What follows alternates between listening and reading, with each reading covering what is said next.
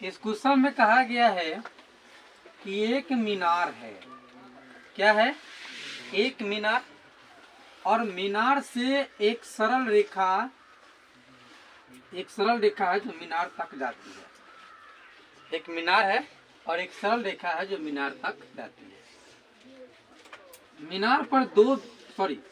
मीनार से सरल रेखा पर दो बिंदु मौजूद है। एक बिंदु की दूरी मीनार से 4 मीटर है, ठीक है, और जो दूसरा बिंदु है उसकी दूरी मीनार से 9 मीटर है। इतना बात तो खत्म हो गई, ठीक है। मतलब मीनार से पहले बिंदु की दूरी कितनी है? 4 मीटर, और मीनार से दूसरी बिंदु की दूरी कितना है? 9 मीटर। दूसरे बिंदु की दूरी कितना है? 9 मीटर, ठीक है। अब कहा कि यहाँ से जो उन्नयन कोण बन रहा है, जो उन्नयन कोण बन रही है वह उन्नयन कोण पूरक है। अच्छा, आप एक बताइए, पूरक कोण किसको कहते हैं? वो दो कोण जिसका योग 90 डिग्री हो, जिसका योग कितना हो? 90 डिग्री हो, उसको कहते हैं पूरक कोण, ठीक है। और संपूरक कोण किसको कहते हैं? वह दो कोण जिसका योग कितना हो जाए? 180 डिग्री।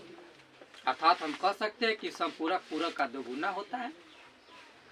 अरे सवाल पूछने वाला इसे कहा नहीं पूछ सकता है जी? पूछ सकता है। आपको भी पता है कि मतलब पूरक वो दो कोण होगा जिसके अंश माप का योग कितना हो जाएगा? 90 डिग्री। और संपूरक वो कोण होगा जिसके अंश माप का योग 180 डिग्री हो जाएगा। कोई दिक्कत है? कोई प्रॉब्लम नहीं? अब प्रॉब्लम नहीं है तो हमको बताइए, यहाँ पर तो हमको पता नहीं है कि हाँ कोण का मान 45 है, या दूसरे भी कोण का 45 है, या पहले कोण का 30 है, दूसरे का 60 है। ऐसा मेरे को कुछ पता नहीं, ऐसा हमको कुछ भी पता नहीं है। और पता नहीं है उसके बावजूद हमको बनानी है कि इसका कोण कितना है, ठीक है। हम कुछ यहाँ पर लिखते हैं। देखिए यहाँ पर आइए, इसका नामकरण कर देते हैं पहले, ठीक है। बनिए पंडित। इसका नाम नहीं, अभी पूर्णिमा है इसलिए इसका नाम ए बी रखो, इसका नाम सी, इसका नाम डी। पूर्णिमा है कि नहीं पता नहीं, आप अपना देख लेना, ठीक है। दिया क्या है? दिया है मीनार से पहले बिंदु की दूरी, जिसका हम नाम क्या रखे हैं सर? मीनार से पहला बिंदु कौन है? सी है। तो मीनार से यानी कि बी बिंदु से मीनार के पाद बिंदु यानी कि बी बिंदु से सी तक की दूरी कितना है? BC बराबर 4 मीटर, ठीक है। उसके बाद मीनार से दूसरे बिंदु की दूरी कितना दिया हुआ है? मीनार से दूसरे बिंदु की दूरी कितना दिया हुआ है, जिसका हम नाम क्या रखे हैं सर? क्या नाम रखे हुए हैं? BC। गलत बात भाई, हम दूसरा बिंदु को यहाँ से न ले रहे हैं, और जो माप दिया 9 मीटर, मीनार के पाद बिंदु से यहाँ तक की दूरी न दिया 9 मीटर, इसका नाम क्या हो जाएगा? BD, ठीक है। और BD बराबर कितना दिए हुए बाबू? 9 मीटर। कोई दिक्कत नहीं है। चलिए हम मान लेते हैं, क्या करेंगे? मान लेते हैं माना कि ठीक है, प्रथम उन्नयन कोण बराबर थीटा। जब नहीं कुछ दिया है तब मान लिए कि प्रथम कोण कितना है? पहला उन्नयन कोण क्या है? थीटा है। आप खुद सोचो, थोड़ी सी यहाँ पर बुद्धि लगा लो कि ये पहला कोण है और ये दूसरा कोण है, और ये दोनों कोण ये दोनों कोण पूरक तब होगा जब इन दोनों कोणों का जोड़ 90 डिग्री होगी। कितना होगा? 90 डिग्री। अगर मैंने पहले कोण को थीटा मान लिया तो आप बताइए दूसरा कोण कितना हो जाएगा सर? भाई थीटा प्लस में है, आ जाएगा उस पार तक कितना आ जाएगा? 90 डिग्री माइनस थीटा। तो ऑटोमेटिक यानी कि मेरा पहला कोण कितना हो गया? पहला कोण हमारा थीटा हो गया, और दूसरा कोण कितना हो गया हमारा? 90 degree minus theta. 90 degree minus theta. कोई दिक्कत है? अब हमको कहा है सिद्ध कीजिए आप हमको कहा है, इसीलिए दूसरी यूनियन कोण लिख लेते हैं। इसीलिए दूसरी यूनियन कोण कितना लिखे हैं sir? 90 degree minus theta. 90 degree minus theta. हमको सिद्ध करना है कि मीनार की ऊंचाई 6 मीटर है। आप साबित करो, साबित करो कि मीनार की ऊंचाई कितना है? 6 मीटर है। तो हम इतना समझ लेते, अपने दिमाग में इतना बात रखते हैं कि मेरे को मीनार की ऊंचाई नहीं दिया है, मेरे पास मीनार की ऊंचाई है ही नहीं, मेरे पास मीनार की ऊंचाई नहीं है। समझो कि मेरे को ज्ञात करनी है, ठीक है। चलिए, और मीनार की ऊंचाई बराबर हम मान लेते हैं h मीटर। क्या मान लिए? h metre. और मीनार का ऊंचाई क्या हो गया सर? h metre. मीनार की ऊंचाई क्या हो गया? h metre. बाकी हमको दूसरा कुछ मानने की जरूरत नहीं है, क्योंकि ये पूरा दे दिया है। यहाँ से लेके यहाँ तक 4 मीटर और यहाँ से लेकर के यहाँ तक 9 मीटर। तो हमको और कुछ मानने की जरूरत है नहीं। आप खुद देखो, हम सबसे पहले आते हैं किस त्रिभुज में?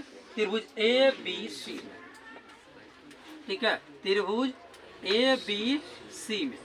अब ABC में खुद देखो, हमको थीटा वीटा का मान नहीं लिखना है, नहीं लिखी थीटा वाला इतना दिया है, क्या दिया हम तो माने हुए हैं। चलिए, अब खुद देखो कि हमको मीनार का ऊंचाई निकालना है। मेरे पास है कौन चीज? आधार। हमको निकालना है लंब, है आधार। तो हम कौन सा फॉर्मूला का यूज करेंगे सर? किसका यूज करेंगे? tan थीटा का। तो tan थीटा वाला क्या लिखेंगे? AB बटा BC। अब बताओ, थीटा का मान तो कुछ है नहीं मेरे पास। कुछ है सर थीटा का मान? नहीं है, तो थीटा के थीटे ही लिखेंगे। हमने क्या माना है? AB को h, BC क्या दिए हुआ है? 4। समीकरण 1। समीकरण 1। अब थोड़ा सा आगे और बढ़िए।